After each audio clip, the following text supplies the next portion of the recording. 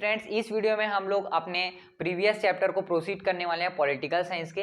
तो उस वाले वीडियो में हम लोग ने देख लिया था कि बांग्लादेश वॉर तक की क्या क्या चीजें हो रही थी। आज हम लोग को उसके आगे देखना है। ठीक है, तो देखो भाई, अब आपको एक तो ऐसा बेसिक समझ में आ गया होगा कि पॉलिटिकल साइंस किस तरीके से चल रहा है, मतलब कि जो इंडियन नेशनल कांग्रेस है वो किस तरीके से आगे आती है, उनके पीछे क्या क्या मतलब चीजें होती है। लेकिन मैं अगर आपको कहूं कि आज जो आप इंडियन नेशनल कांग्रेस देखते हैं, जो पंजा छाप में खड़े होते हैं, वो रियल का कांग्रेस है ही नहीं, तो आप मानोगे कि नहीं मानोगे? कोई नहीं मानेगा, क्योंकि किसी को पता ही नहीं है। तो आज इसमें आप लोग ये सब चीज को अच्छी तरीके से जान लेंगे। तो चलो भाई देखते हैं क्या होता है। देखो, नेहरू जी का जो कार्यकाल था वो कितना था? 1952 में उनको फर्स्ट जनरल इलेक्शन से बनाया गया। अब उनका 63 तक चला। उसके बाद क्या हुआ? इसके बाद आए कौन? नए लीडर। ठीक है, इसके बाद आए नए लीडर जो 66 में बने, जिनका नाम था क्या? लाल बहादुर शास्त्री जी। अब लाल बहादुर शास्त्री जी के साथ हुआ ये दोस्तों कि वो बेसिकली 1965 में ही बन जाते हैं। लेकिन हुआ ये कि 1966 में ना ताशकेंत समझौता हुआ। ठीक है, ताशकेंत कहाँ है? तो भाई उज्बेकिस्तान की वो कैपिटल है। तो ताशकेंत समझौता हुआ 10 जनवरी को। अब हुआ ये ना कि उस युद्ध में ना, ताशकेंत के युद्ध में हुआ ये था कि इस समय चल रहा था कोल्ड वॉर। अब कोल्ड वॉर में हो ये रहा था कि रशिया और अमेरिका एक दूसरे के साथ लड़ रहे थे, और उधर हमारा मुन्ना पाकिस्तान नरिया रहा था, और पाकिस्तान के साथ हम लोग का लड़ाई हो जाता है। अब उसमें हुआ ये उस वॉर में कि हम लोग ने ना बहुत ही अंदर घुस गए थे, मतलब पाकिस्तान के अंदर बहुत ज्यादा घुस गए थे। तो हमारे ना आर्मी मैन बहुत ज्यादा शहीद हुए। लेकिन फिर रशिया और अमेरिका जोर डालने लगे कि भाई तुम लोग आपस में समझौता करो, इधर कोल्ड वॉर चल रहा है, बगावत हो जाएगा करके। अब फिर लाल बहादुर शास्त्री जी जाते हैं ताशकेंत में 10 जनवरी को, और वहां पर क्या करते हैं? ट्रीटी करते हैं। और अगले दिन में ही न्यूज़पेपर वाले लोग छाप देते हैं। अब जानते तो हो, एकदम बड़े बड़े हेडलाइन में छापेंगे।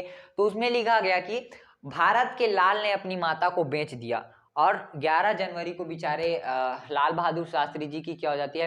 मृत्यु हो जाती है 1966 में। इस बात को सुनकर हार्ट अटैक आ गया उनको, और फिर उनकी मृत्यु हो जाती है। अब इसके बाद जो है टर्बुलेंट हो जाता है, और इसके बाद जो आता है गवर्नमेंट, उसका नाम रहता है भाई इंदिरा गांधी का गवर्नमेंट। अब जब इंडियन नेशनल कांग्रेस में जब इंदिरा गांधी घुसी ना भाई, तो भाई साहब क्या ही लीडर थी। मतलब आपको मैं बता नहीं सकता, मतलब वो बोल दी ना, वो सत्य है, मान के चलो। अगर इतना मतलब डेंजर थी वो कि मतलब लड़ाई के मामले में तो ऐसी थी। एक बार तो हारमुज फैम जी मानिकशॉ बोले कि मानिकशॉ को बोली कि बांग्लादेश में वहां पर देखो क्या क्या कांड हो रहा है करके। अब बोल दिए कि हम लोग अभी युद्ध में नहीं जा सकते, अभी रात का माहौल है करके। इंदिरा गांधी गन पकड़ के निकल गई, ये चलो हम लोग मार के आएंगे करके। देख रहे हो, बड़ा डेंजर थी। ठीक है, इंदिरा गांधी यहाँ पर बहुत ज्यादा डेंजर थी, बहुत स्ट्रिक्ट फैसले लेती थी वो एकदम। मतलब है तो है, उड़ा देंगे, बस बात खत्म, ऐसा वाला लेती थी। कौन? इंदिरा गांधी जी। ठीक है, तो 1966 में इंदिरा गांधी जी यहाँ पर जुड़ती है। अब इंदिरा गांधी जी जो है ना, उन्होंने क्या किया, लोगों को ऐसे सजेस्ट किया कि हमारा ऑफिशियल लैंग्वेज हिंदी होना चाहिए। तो फिर सब लोगों ने बोला कि हाँ ठीक है, हिंदी होना चाहिए। अब जब इन्होंने हिंदी को ऑफिशियल लैंग्वेज बना दिया, अब इधर नीचे वाले लोग चिल्लाएंगे, तेलुगु तमिल वाले लोग, ये दादा हम लोग को तो इंग्लिश आता है। अरे भैया, हिंदी कहाँ घुस गए रे? हिंदी एक तो इंग्लिश करो, एक तो संस्कृत करो, सब लोग बगावत करने लगे। तो फिर official government official language act लाया गया 1967 में। 1967 में ऑफिशियल लैंग्वेज एक्ट लाया गया, जिसके थ्रू बोला गया कि भाई हर एक स्टेट बताओ कि आपका कौन कौन सा क्या होगा, लैंग्वेज होगा। और हमारे आज के कॉन्स्टिट्यूशन में 22 लैंग्वेज को मान्यता है। ठीक है, 22 लैंग्वेज को मान्यता है। इसमें छत्तीसगढ़ी नहीं है, टेंशन मत लो। ठीक है, छत्तीसगढ़ी भोजपुरी ये सब कुछ नहीं है। तो 22 लैंग्वेज को क्या दिया गया? मान्यता दिया गया। ठीक है, मतलब इसमें हिंदी वगैरह सब इंक्लूडेड है, और मतलब 22 लैंग्वेज को मुख्य रूप से देखा जाता है हमारे कंट्री में। ठीक है, अब देखते हैं क्या इंदिरा गांधी का टाइम पीरियड। तो ये तो था कि आपका बेसिक नॉलेज की ये सब चीजें हो रही थी। अब देखते हैं आपका मेन टॉपिक जो है क्या? Splitting of Indian national Congress, कि किस तरीके से इंडियन नेशनल कांग्रेस टूटती है। तो पहले तोड़ने से पहले उसको जोड़ तो लो, अभी तो जुड़े थे। ठीक है, तो INC, इंडियन नेशनल कांग्रेस। ठीक है, इंडियन नेशनल कांग्रेस। तो भाई देखो, इंडियन नेशनल कांग्रेस जो था ना, तो इसमें जब इंदिरा गांधी घुसी तो यहाँ पर डेवलपमेंट का फीचर बहुत ही ज्यादा बढ़ने लगा। मतलब इंदिरा गांधी का पर्सपेक्टिव ये था कि ना, उनको ऐसे लगता था कि जब अगर मान लो सोसाइटी में कुछ गलत हो रहा है तो उसको तुरंत ही सुधारो। मतलब ऐसा पेंडिंग वाला काम नहीं था, तुरंत करो। तो फिर इन्होंने देखा कि हाँ भाई, गरीबी बहुत है, तो इन्होंने आंदोलन चलाया, गरीबी हटाओ आंदोलन। अब फिर किसान लोग बोलने लगे, अरे यार क्या हो रहा था, माँ कसम भाई साहब, हम लोग को जो चाहिए वो तो एकदम थोक में दे रही है। उसके बाद फिर ग्रीन रिवॉल्यूशन ला देती है अपने से। ठीक है, ग्रीन रिवॉल्यूशन लाती कैसे? तो HYV सीड बोल देती है, HYV सीड। HYV सीड का मतलब होता है हाई यील्ड वैरायटी का सीड, जिससे प्रोडक्शन बहुत ही ज्यादा होगा। अब ग्रीन रिवॉल्यूशन भी आ गया, फिर सब लोग बोलने लगे अरे यार क्या मस्त है भाई, जो चाहिए था हम लोग को वो तो पूरा चीज दिला रही है। अब इससे ना लोगों के मन में ऐसा बसने लगा कि भाई इंदिरा गांधी मतलब बहुत ही एक नंबर का है लीडर है। तो फिर पीएम की सीट पर इनका जो है दबदबा था बहुत ही ज्यादा बन गया था, मतलब एकदम इनको कोई हरा ही नहीं पा रहा था, ऐसा हो गया था। अब होता ये है कि ना ये जो आईएनसी रहता था, तो आईएनसी को चलाने के लिए ना हमको पता था कि हमारा देश बहुत बड़ा है, तो उसको चलाने के लिए ना 4 लोगों को पहले से ही बेंच मार्क में बैठा दिया गया था। ठीक है, के कामराजन, मोरारजी देसाई और एस निजालिंगप्पा और एस के पाटिल। नाम याद रखने की टेंशन नहीं है, बुक में कुछ नहीं दिया है ना भाई, बुक में मत खोजना, क्योंकि मैं जो बता रहा हूँ बुक में कहीं नहीं दिया है। और बता दूं कि मैं एक्स्ट्रा नॉलेज ही बताता हूँ, जितना बुक में है उससे उस बुक में कुछ बताया ही नहीं है, कुछ नहीं बताया है। ठीक है, तो इन चारों को बैठाया गया। अब इंदिरा गांधी ना अपना अलग ही चलाती थी, मतलब इन चारों जो बोलते थे ना उस मतलब सुनूंगी तो सबकी लेकिन करूंगी अपनी। तो ये क्या कर दिए देखो, अब इसका 2 एग्जांपल दिया गया है कि इन्होंने ना क्या किया था, इंदिरा गांधी ने बैंक को नेशनलाइज कर दिया था, और के कामराजन जी ने बोला था तुम बैंक को नेशनलाइज मत करना करके, और उसको उल्टा कर दी, बैंक को नेशनलाइज कर दिया। लेकिन इसका हमको बहुत ज्यादा फायदा हुआ, जिससे हम लोग को आरबीआई का फैसिलिटी मिला, तो वो इंदिरा गांधी ने ही करवा के दिया था। दूसरा, एक बार ना प्रेसिडेंट के लिए क्या हुआ था, बोला गया था कांग्रेस को कि आप अपना प्रेसिडेंट का प्रतिनिधि चुनो। तो के कामराजा जी ने जो है ना संजीवा रेड्डी जी को चुना था, संजीवा रेड्डी जी को चुना था। और लेकिन इन्होंने क्या किया, वीवी गिरी के नाम पे उसको रिप्लेस करा दिया, मतलब के कामराजन जी की बात को नहीं मानकर इन्होंने वीवी गिरी के नाम डाल दिया। तो इससे ना इन लोग बहुत ज्यादा बगावत में रहते थे, कौन लोग, अपने कामराजन वाले ग्रुप लोग। तो अब हुआ ये कि ना ये लोग बहुत ज्यादा परेशान हो गए थे इंदिरा गांधी से, और फिर 12 नवंबर 1969 को भाई इन्होंने क्या कर दिया, इंदिरा गांधी को इंडियन नेशनल कांग्रेस से निष्कासित कर दिया। अब ले बवाल, तो इंदिरा गांधी ने बोला चलो कोई दिक्कत नहीं है, नवा पार्टी बना लेते हैं। तो इंदिरा गांधी ने क्या किया, अपना खुद का नया पार्टी बना लिया। अब फिर एक बन गया आईएनसीओ, जो था ओरिजिनल गवर्नमेंट, जो क्या था ओरिजिनल गवर्नमेंट, ये ओ से ओरिजिनल। फिर एक बना क्या आईएनसीआर, आईएनसीआर बना किसका, इंदिरा गांधी का क्या बना, ग्रुप बना। तो अब क्या बोलते हैं, इलेक्शन कमीशन ने सोचा अरे भाई इलेक्शन कराएंगे फिर बवाल होगा कि कौन किसका है कांग्रेस, जनता को पता नहीं है कांग्रेस में क्या हो रहा है, इधर आज ले पता नहीं था हम लोग को, ऐसा आप लोग सोच रहे होगे कि हम लोग तो आज ले पता नहीं था, कांग्रेस तो वही है, हम लोग ऐसे सोच रहे थे, नहीं है। तो देखो इंडियन नेशनल कांग्रेस जो है ये ओरिजिनल वाला था, तो इलेक्शन कमीशन ने ना इनको अलग अलग मान्यताएं दे दी। अब इसका चिन्ह क्या था, तो इसका चिन्ह जो है बैलों के जोड़े को बनाया गया, यानी कि 2 बैल का जोड़ा जो था उस इनको चिन्ह दिया गया, और इनको दिया गया एक दूध पीते हुए बछड़े का चिन्ह दिया गया, किसको, नेशनल कांग्रेस को। अब 1971 में फिर इलेक्शन होता है। अब आपको मैं बता रहा था कि इन्होंने क्या किया था, इस समय गरीबी हटाओ मूवमेंट और HYV सीड ला दिया, ग्रीन रिवॉल्यूशन हो गया, बहुत चीज हो गया इनके समय में। तो फिर अब सब लोग क्या मानने लगे कि ये वाला तो कांग्रेस है, ये नहीं, हट तू, ऐसा करके इसको ही मेन गवर्नमेंट मानने लगे थे। और इंदिरा गांधी के इसी अप्रोच और इनके इतने ज्यादा क्या बोलते हैं फैन फॉलोअर्स होने के कारण क्या हो गया, 1971 में ये भी जीत गई, फिर से जीत गई, कौन, इंदिरा गांधी जी। अब इंदिरा गांधी जी यहाँ पर फिर से जीत गई। ठीक है, अब इनका जो था ना ये पार्टी अब बहुत ज्यादा बढ़ रहा था, अब को उनसे चिढ़ होने लगी कि क्या, तो 12 जून 1975 में 12 जून 1975 में इलाहाबाद हाई कोर्ट के द्वारा एक पारित किया गया, एक बोला गया इंदिरा गांधी को कि आप जो है अब लोकसभा के लिए इलेक्शन में खड़े नहीं हो सकते। तो अब इसका क्या रीजन था तो हमको भी नहीं पता, लेकिन ऐसा बोला गया कि 12 जून 1975 को उनको जो है इलेक्शन लड़ने से निष्कासित कर दिया गया। अब इस चीज को देख कर ना इंदिरा गांधी को बहुत ज्यादा मतलब एकदम गुस्सा आने लगा कि मतलब इतना सारा काम करा रहा है फिर भी कोई मतलब नहीं है। फिर इन्होंने क्या किया, इन्होंने 25 जून 1975 को इमरजेंसी कर दिया, इमरजेंसी का लागू कर दिया। और भाई साहब इस समय बहुत ज़्यादा ही मतलब क्या हो गया था, टर्बुलेंट पीरियड हो गया। और इमरजेंसी लाना मतलब आप समझ सकते हैं कि कोरोना काल में जब इमरजेंसी लाया गया था, आपको 2-3 महीने के लिए घर में भर दिया था, तो आप लोग को एकदम डरे लग गया था। अब सोचो ये इमरजेंसी 21 महीने तक चला, 21 मंथ तक, तो वहां पर लोगों की क्या क्या स्थिति रहेगी। और अभी अभी देश आजाद हुआ है, ठीक है, अब अभी अभी देश आजाद हुआ है और ये हुआ। तो सबसे पहले आपको ये समझना होगा कि इमरजेंसी होता क्या। इमरजेंसी 3 प्रकार के होते हैं, एक होता है नेशनल इमरजेंसी, एक होता है प्रेसिडेंशियल इमरजेंसी, और एक होता है फाइनेंशियल इमरजेंसी। अब नेशनल इमरजेंसी में भी 2 है, इंटरनल और एक्सटर्नल। एक्सटर्नल मतलब जो बाहर से अगर वॉर हो रहा है तो उसके लिए, इंटरनल में अगर गवर्नमेंट के ऊपर ज्यादा ही हावी हो रही है कोई, हाँ क्या बोलते हैं, लोग ज्यादा ही उसके ऊपर बगावत कर दे रहे तब के लिए। प्रेसिडेंशियल के लिए तब होगा जब स्टेट को उसका पावर छीन कर, है ना, कुछ समय के लिए प्रेसिडेंट चलाने लगे तो होगा। जैसे अभी एग्जांपल में ले लो, छत्तीसगढ़ के सीएम जी है कौन, भूपेश बघेल जी। अगर मान लो भूपेश बघेल जी का काम प्रेसिडेंट को एकदम ज्यादा मतलब बेकार लगा, तो भूपेश बघेल जी को क्या करेंगे वो लोग, सस्पेंड कर देंगे और उनके जगह द्रौपदी मुर्मू जी हमारे स्टेट को चलाएगी। और उस समय अगर जो भी फैसला लिया जाता है तो वो हमारे स्टेट के लिए वैलिड रहेगा, मतलब हमारे स्टेट में वही चीजें होगी जो द्रौपदी मुर्मू जी चाहिए। और उस समय के लिए पीएम की सीएम की जितनी भी पावर रहती है स्टेट में उसको छीन लिया जाता है। तीसरा होता है क्या, फाइनेंशियल इशू में। अगर मान लो हमारे देश में कुछ घपला हो गया, कुछ हो गया, तो फाइनेंशियल इशू आया तब इमरजेंसी लगेगा।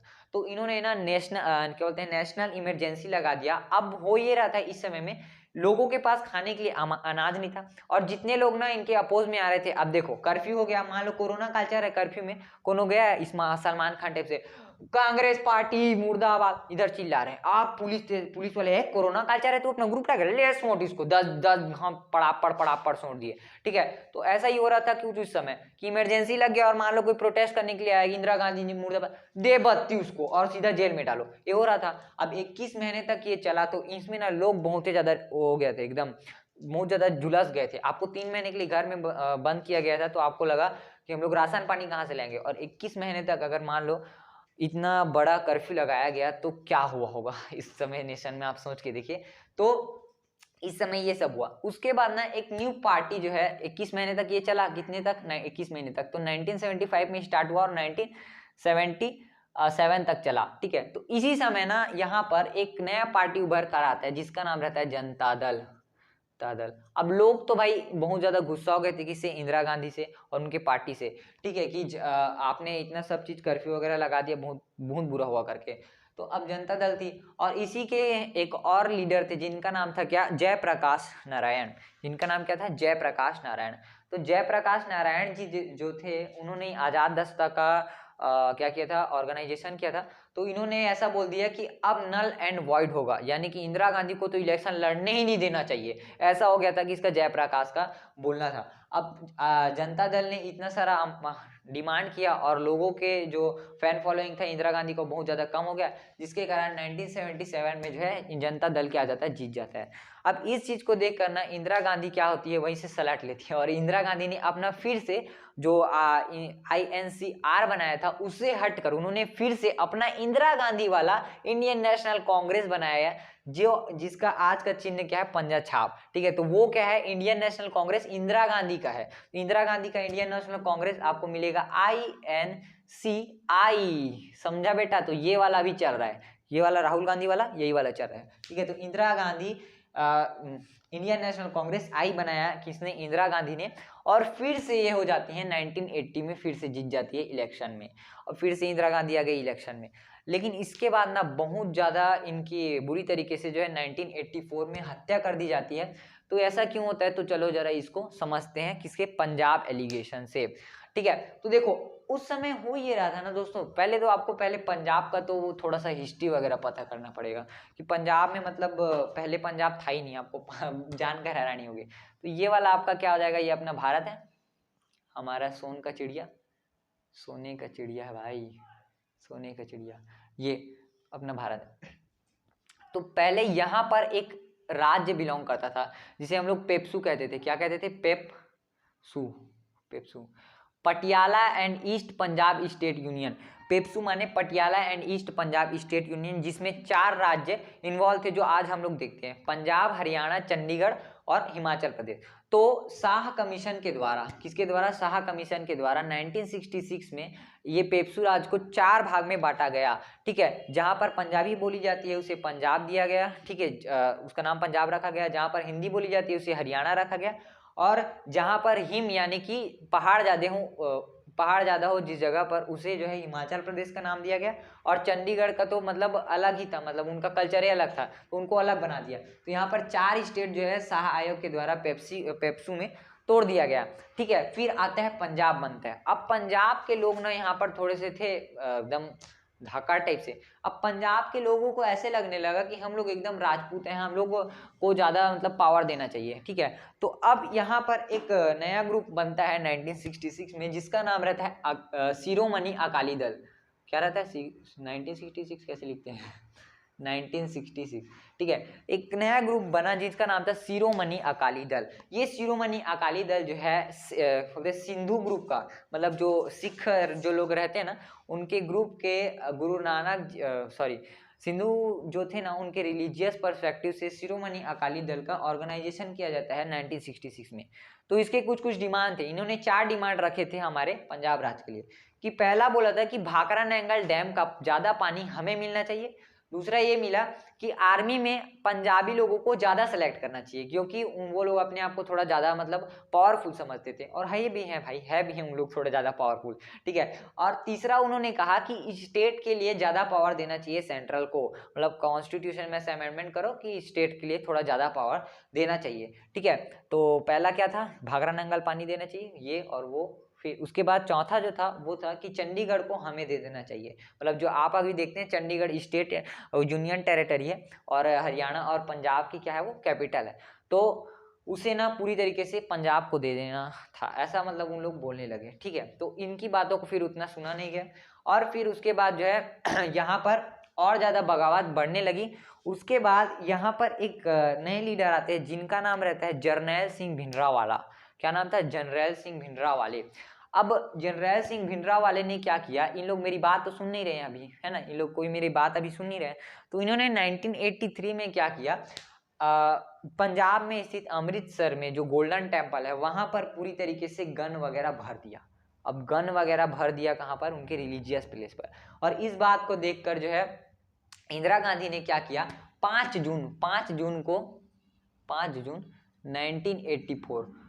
जून 1984 को ब्लू स्टार नाम का एक ऑपरेशन चलाया जिसमें भिंडरावाले को पूरा तरीके से उनको मतलब पूरी तरीके से उनको मारने का प्लान बनाया गया था। तो ब्लू स्टार के नाम से इन्होंने क्या बनाया, ऑर्गेनाइजेशन बनाया 5 जून 1984 को, और उन्होंने अमृतसर के गोल्डन टेम्पल पर हमला कर दिया जिससे जो है भिंडरावाले मर गए। लेकिन अब पंजाब में यही स्थिति आ गई कि लोग इसे रिलीजियस मैटर लेने लगे कि हमारे रिलीजन प्लेस पर, मतलब गोल्डन टेम्पल उनका रिलीजन प्लेस था, उस पर किसी ने बंदूक का गोली कैसे चलाया। अब इंदिरा गांधी के पर इतना ज्यादा मतलब रिलीजन परफेक्ट, अगर मान लो भाई जस्ट एग्जांपल के लिए ले लेते हैं कि अगर मान लो आपका कोई धार्मिक जगह और वहां पर कोई बंदूक चला दे तो आपको भी अच्छा नहीं लगेगा। तो उनको भी उस समय बहुत ज्यादा मतलब गुस्सा है, लेकिन उनको भी पता नहीं था कि ये सब अलग तरीके से सोच के किया गया था, ठीक है। अब फिर ना उन्होंने जो है रिलीजियस मैटर ले लिया और इंदिरा गांधी के बॉडीगार्ड ने ही उनकी जो है एकदम बुरी तरीके से हत्या कर दी और इंदिरा गांधी का असैसिनेशन हो जाता है। और 1984 में अब फिर से हमारे देश की गद्दी किसके पास जाएगी वो पता नहीं था।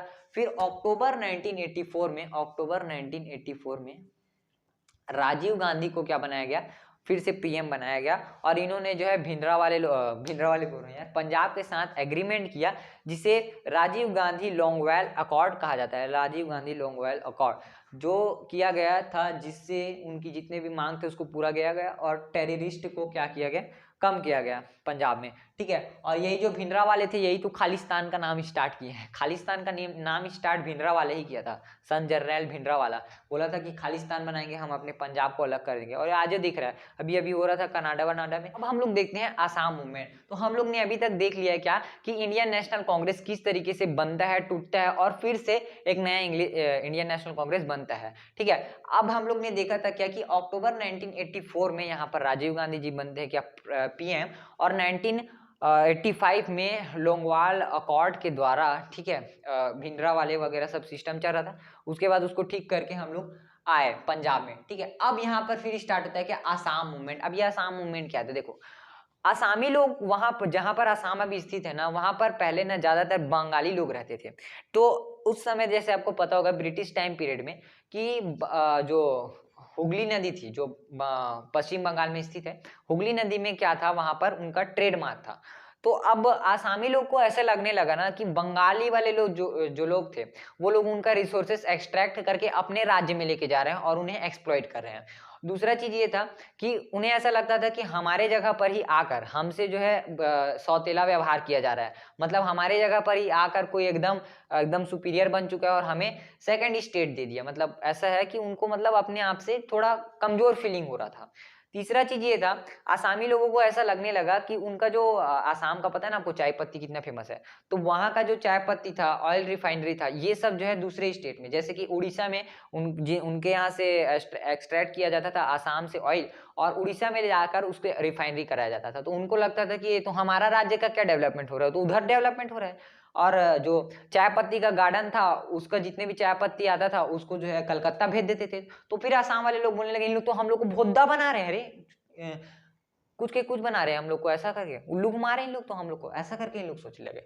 अब फिर आसाम वाले लोग क्या किए, देखो यार, अब आसाम में थोड़े से पढ़े लिखे लोग थे, तो आसाम ने ना एक मूवमेंट स्टार्ट करने के लिए एक ग्रुप बनाया जिसका नाम था AASU. AASU, what do you mean by AASU? सुनो, all Assam student union, all Assam student union को ही आसू कहा गया। अब इससे फिर मूवमेंट चालू हो गया, फिर राजीव गांधी बोलते ए कहा हो गए रे, अभी तो एक फन सुलझा का रहे हैं, फिर चालू कर दिया, ठीक है। फिर आसू यहाँ पर मूवमेंट चालू हो जाता है किसके द्वारा, आसाम में। अब फिर उनसे पूछा जाता है कि आपको क्या चाहिए भैया, तो पहले इज्जत से हम लोग को अपना राज्य की मान्यता दे दो और ये बंगाली लोग को हटाओ। अब उस समय में हो क्या रहता है पता है आपको, 1961 से कांड चल रहा था और 1971 में युद्ध हो जाता है। 1971 में युद्ध हो जाता है, लड़ाई हो जाता है किसके किसके बीच, बांग्लादेश वाले लोग के। अब बांग्लादेश वाले लोग वहां पर एकदम ज्यादा मारधार हो रहा है, पाकिस्तान वाले लोग कुछ कुछ कूद के कहाँ गए, आसाम में आ गए। ले 1971 में यहाँ पर कूद कूद के कहाँ आ रहे थे, इधर। अब फिर यहाँ हिंदू मुस्लिम फिर चालू हो जाएगा, ये मुस्लिम लोग फिर आ गए ना, कचराई करेंगे लोग, ठीक है। अब फिर इन लोग कूद काट के हम लोग के आसाम में घुस गए, अब कैसे करें। तो फिर अब राजीव गांधी ने सोचा, अरे यार इन लोग बहुत खचराई कर रहे हैं, वो लोग तो उधर लड़ाई चल रहा है, आधे लोग तो इधर ही घुसर गए हैं, ठीक है, आधे लोग तो बेचारे लोग डर के मारे इधर घुस गए थे, ठीक है। तो अब इसके बारे में एकदम दिक्कत होने लगा इन लोग को, आसामी लोगों को, कि हमारे जगह में कोई दूसरा कैसे कूद देगा करके। फिर राजीव गांधी ने ना एक क्या बोलते हैं, एक मीटिंग बुलाई जिसमें ऐसा डिसाइड किया गया कि 1961 से पहले, बिफोर 1961 जितने भी लोग आए उनको सिटीजनशिप मिल जाएगी, इंडिया में सिटीजनशिप मिल जाएगा, ठीक है। और 1961 और 71 के बीच में जितने लोग आए तो उनको पता चल गया थे, लोग भागे भूग के आए होंगे, तो उन्होंने बोला कि तुम रह सकते हो, तुम्हें सिटीजनशिप नहीं दी जाएगी और वोट तुम नहीं दे सकते, सिटीजनशिप नहीं रहेगा तो वोट भी नहीं दे सकते। और जितने लोग 1971 में के बाद आए उन लोग को खिदारा जाएगा, उन लोग को निकाला जाएगा, ठीक है, ये लाया गया। और फिर से यहाँ पर आसाम मूवमेंट जो है शांत होता है और यहाँ पर फिर से शांति आ जाती है, ठीक है। तो इस प्रकार से ये आसाम मूवमेंट था। अब इसके बाद देखते हैं राजीव गांधी जी ने जो पंचायती राज लाया था, ठीक है। तो आप मुझे बताइए दोस्तों कि पंचायती राज क्या 1992 का है? नहीं, पंचायती राज जो है 1959 में सबसे पहले 2 अक्टूबर 1959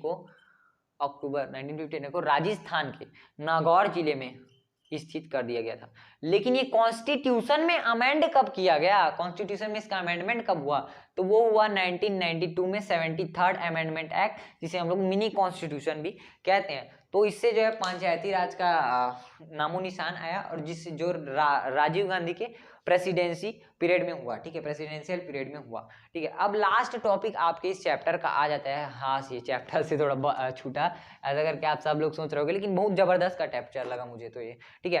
तो ये लास्ट टॉपिक आता है जिसमें दिया हुआ है क्या, रीजनलिज्म, कोलिजन और कम्युनिज्म। इन तीनों के बारे में मैं आपको एक चीज बताऊंगा, वो एकदम सटीक क्लियर हो जाएगा। रीजनलिज्म का मतलब होता है हिंदी में क्षेत्रवाद, रीजनल मतलब आपका जगह, ठीक है। जब एक राज्य को ना अपने राष्ट्र से ज्यादा अपना राज्य प्यारा हो जाता है तो उसे रीजनलिज्म कहा जाता है।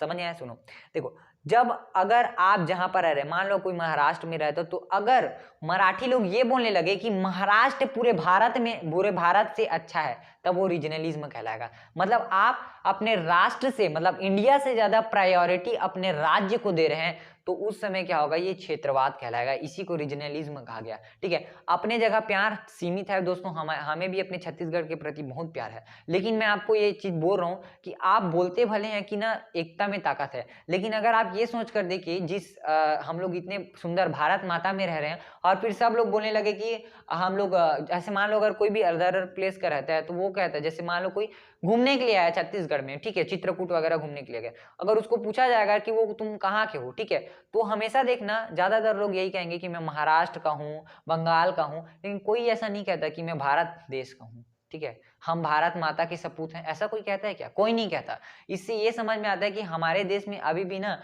लोगों के दिमाग में यही बस चुका है कि जो जहां हम लोग रहते हैं ना वो उसी जगह को ज्यादा मान्यता देना चाहिए। ऐसा नहीं है कि जब तक आप लोग अपने सोच में वो नहीं करेंगे, डेवलपमेंट नहीं करेंगे, तब तक ऐसा नहीं होगा। हमेशा ना कभी भी कहीं भी जाते हैं तो अगर आपको कोई पूछता है कि कहाँ क्या है, तो सीधा बोले करो कि हम लोग भारत देश के हैं, बस समझ जाएगा पढ़ा लिखा है करके, ठीक है। वरना बहुत लोग बोलेंगे छत्तीसगढ़ के हैं, ऐसा नहीं, जहां पर भी जाओ भारत देश के हैं, ठीक है। तो रीजनलिज्म में समझ आएगा कि अपने राज्य को ज्यादा प्रायोरिटी देना अपने राष्ट्र से।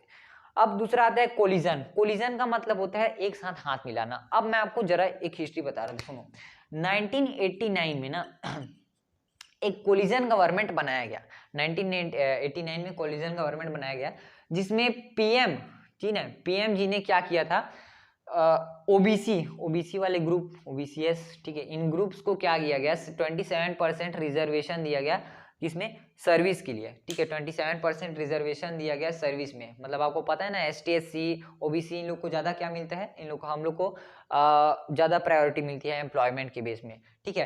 तो इस समय क्या चल रहा था, कोलिजन गवर्नमेंट। लेकिन जैसे ही 1990 आता है तो आपको पता होगा कि इस समय इंडियन नेशनल कांग्रेस अपना जितना भी हद था उसको खो चुकी थी।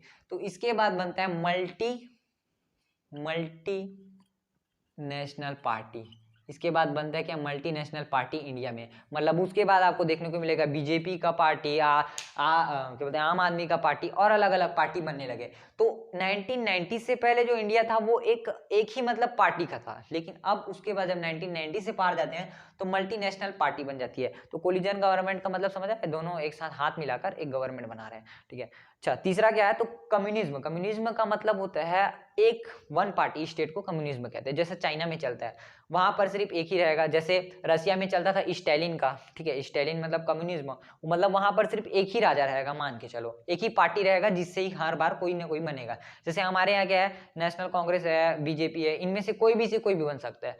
लेकिन उनमें ऐसा होगा कि एक कम्युनिस्ट पार्टी दे दिया गया तो बस वो कम्युनिस्ट पार्टी का ही लीडर बनेगा, ठीक है दोस्तों। तो इस प्रकार से आपका ये जो चैप्टर है पूरी तरीके से खत्म होता है। तो आई होप करता हूँ आपको ये समझ आया हो। तो मिलते हैं नेक्स्ट वीडियो में, तब तक के लिए बाय बाय।